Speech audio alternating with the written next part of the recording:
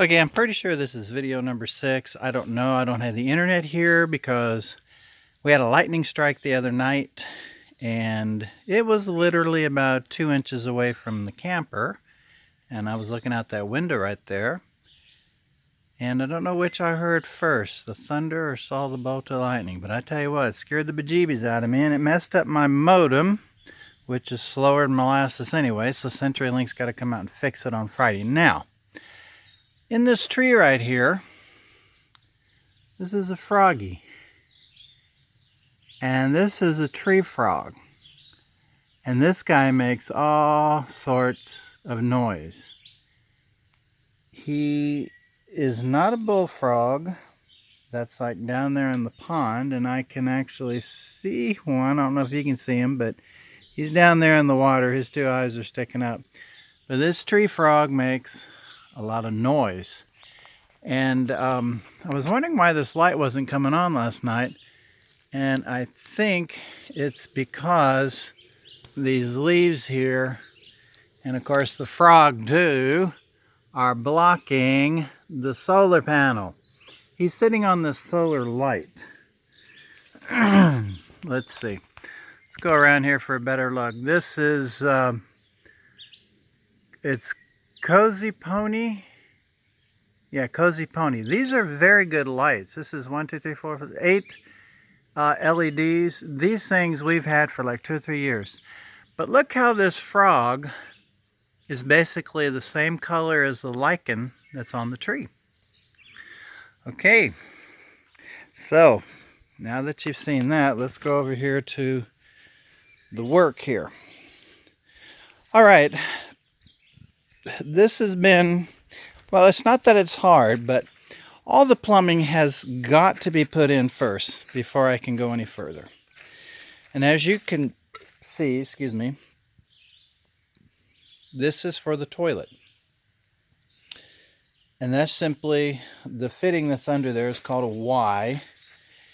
And then I thought, well, gee, it would be really nice if it could go into the toilet that's in the retroom right there, which was formerly our fifth wheel. And believe it or not, another 20 feet, which is 2 lengths of this 10-foot pipe, and it is right straight in line with the toilet that's in the retroom. But I won't get to that until next year. But what I want to do, as we're doing it here, as I put this in right here, I want to go ahead and put a 10-foot length of pipe on here and a fitting on the end, and of course cap it so nothing gets into it. So I have that done. And I don't have to take up all this decking board. And then I can, in the wintertime, or hopefully once we have electricity, I'll get under there and fix that. I'm not so worried about that, but it's going to work out great. It's going to be right in line. So I think this is the best place that this toilet would go. The plumbing will come down here. See, it'll be in a straight line, basically. It will. Let me see if we can get a better look here.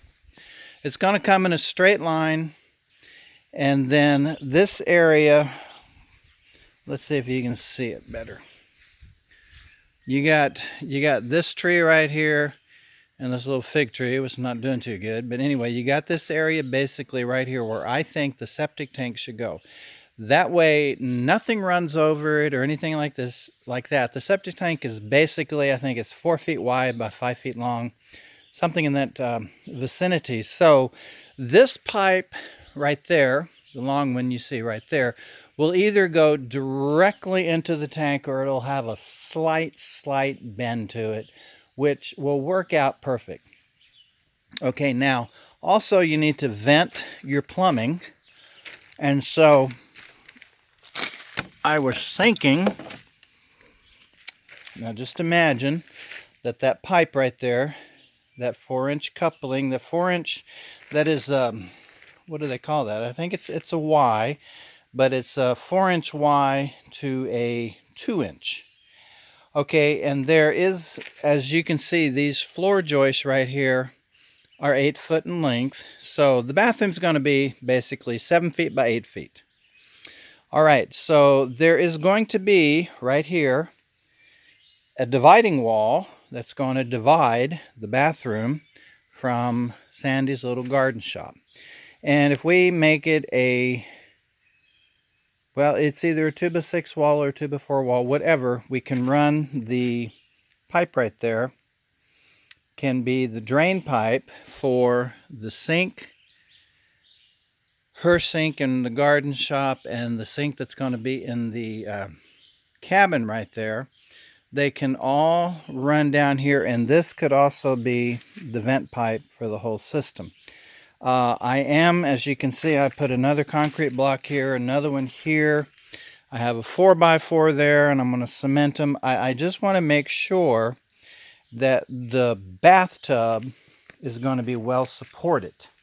Now, the thing is this, I've been sitting out here thinking, and when you're out here by yourself and you don't have anything better to do, you get a lot of time to think.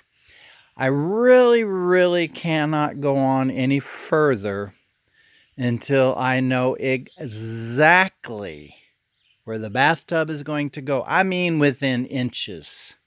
The sink within inches. The sink in her garden room and the sink in the kitchen. I have to know those locations specifically. So I really can't make any progress on this. So I'm thinking to myself, well, I have to go up to St. Charles on the 23rd. Sandy's got to go for a dentist appointment, and we'll go pick up the stuff from Habitat for Humanity and come back, and I will have 2 helpers.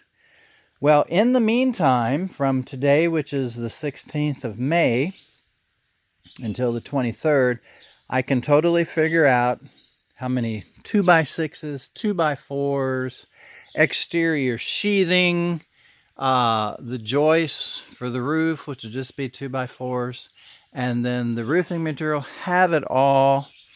And then I will have 2 helpers to help me, because we also, as you can see, this is what we're going to be doing. We're going to be putting in this insulation right there, or not insulation, it's plastic. And then the insulation is going to go between the joists here and way over there. If you can see them, get my glasses out of the way here and open this up. That is the subflooring over there exposed. I need to cover it. Just in case it rains. We might get an afternoon thunderstorm here maybe.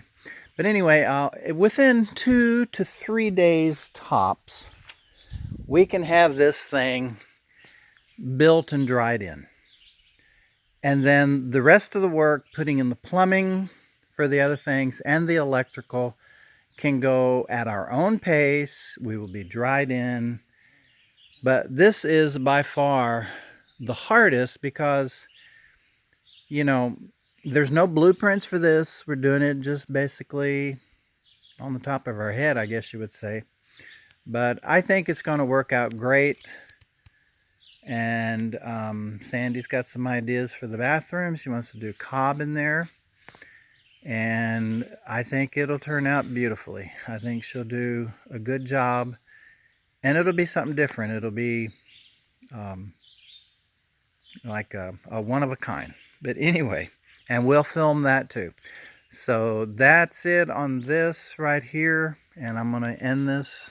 And by the way, that froggy is still over there on that solar panel, that little solar light. I don't know if you can see him, but that's the froggy there. All right, guys, have fun. Bye.